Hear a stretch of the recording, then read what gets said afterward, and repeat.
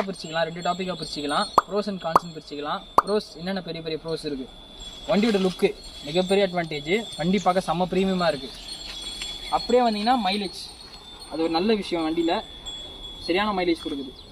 அதே வண்டியில் இருக்கிற ஃபீச்சர்ஸ், நீங்கள் கொடுக்குற அமௌண்ட் இந்த 1.8 1.10 மேக்ஸிமம் 1.10க்கு போகிறீங்கன்னா எக்கச்சக்கமான ஃபீச்சர்ஸை கொட்டி வச்சுருக்கானுங்க. ஹசார்ட்ஸ் இன்பில்டாக கொடுக்குறது ரொம்ப ரொம்ப நல்ல விஷயம்.